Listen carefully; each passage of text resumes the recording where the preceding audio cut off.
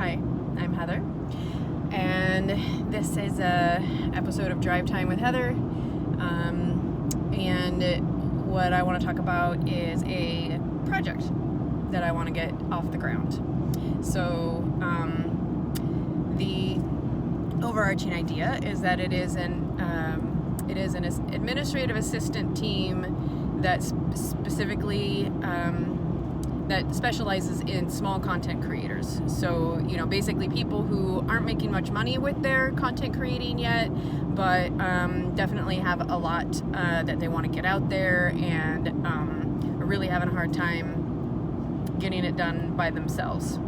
And so but then what I also want to include, so like those are the clients, are the small content creators, people who need like 2 to 5 hours a week of administrative support.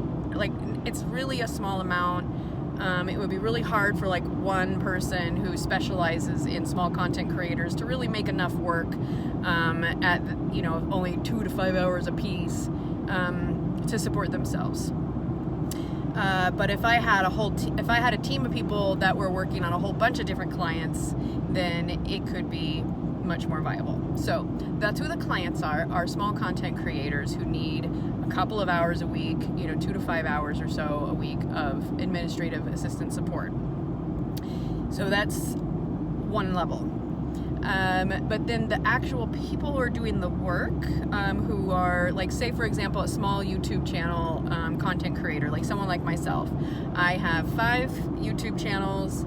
I have literally hundreds of videos that need to be posted and have all the back end stuff done and thumbnails made and all that kind of thing. And so I just don't ever get it done. It just doesn't happen because I just don't have the bandwidth. But if I had someone who was trained on how to do the back end YouTube stuff, all I'd have to do is give them my boilerplate, description, my basic tags, the look and feel of my thumbnails, and they could go to town. And so now the administrative assistants themselves, what I foresee these people being are usually maybe teenagers or children of some of the folks who are clients. I think I could work with kids and their parents, maybe as young as 9 or 10, depending on how bright the kids are and how into it they are. The administrative assistants are young people or folks who are just getting started, and what they will be learning in the program is they will be learning how to track their time, how to make invoices, how to for their clients, like how to and how to do all the back end stuff. So what I imagine would happen is within, say, 6 months, somebody who's been in an assistant will have received enough practice with clients and enough experience that they probably be ready to maybe train someone else. And so they would go from like the intern level to, say, the trainer level, where I give them some of the responsibility of training the new people who might be coming in. And it's part of the system. Like, they learn and then they teach. And then when they reach a level of expertise that they feel like they can graduate basically from the program and go have their own clients, then they will be leaving the program knowing how to do all of the basic subcontractor kind of stuff that you need to be able to do when you're your own boss, and they will have real world business skills, or the actual administrative skills needed to support small content creators.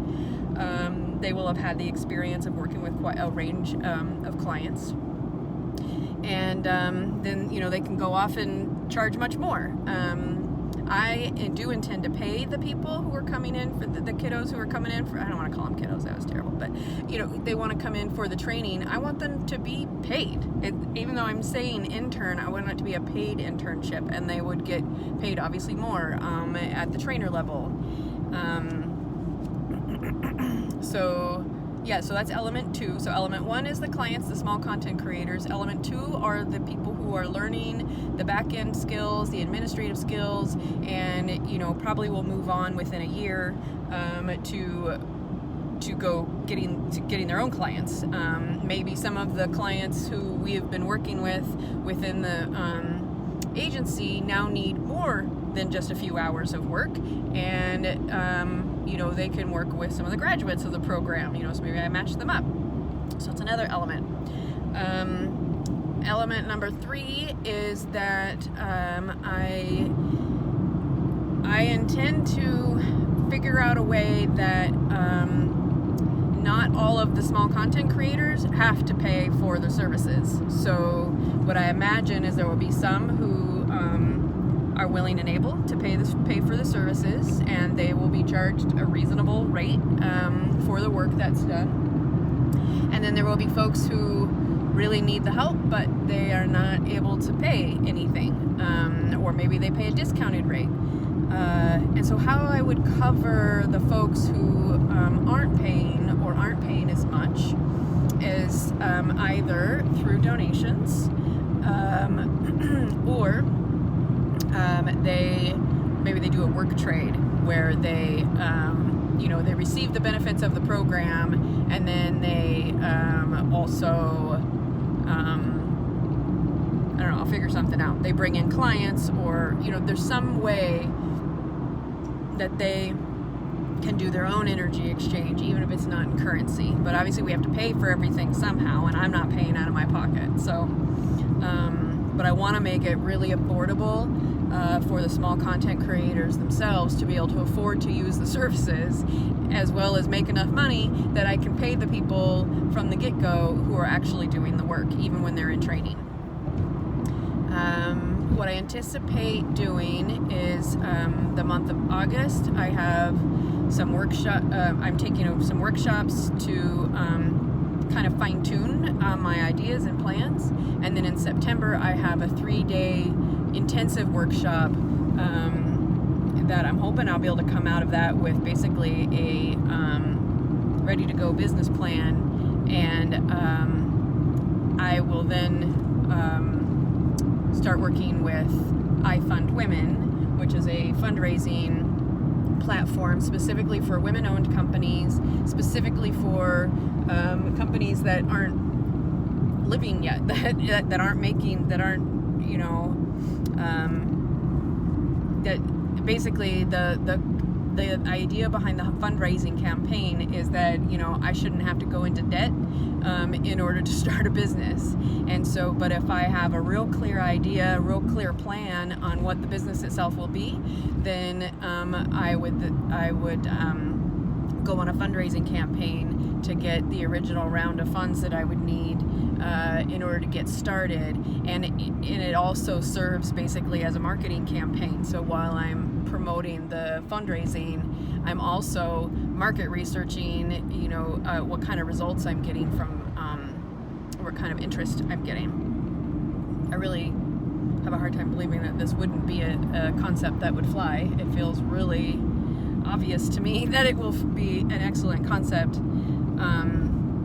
And I currently am the model of the ideal client avatar, and so I am taking notes extensively on everything that I do in order to do this business, and everything that I wish I could pay somebody else to do. And those are specifically the things that I will train the interns to do.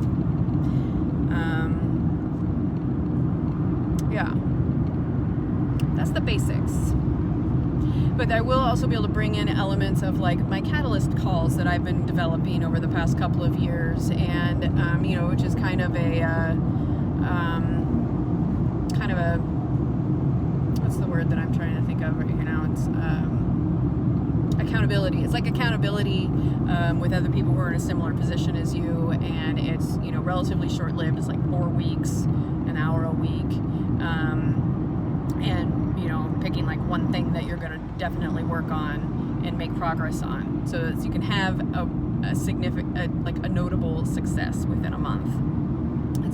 idea behind the Catalyst calls. Yeah. I know there's more to it, but that's the basics, and that's where I wanted to start. So, thank you for being on the receiving end. I look forward to doing more updates about this project as progress is made, and I look forward to also just input from my viewers and from peeps and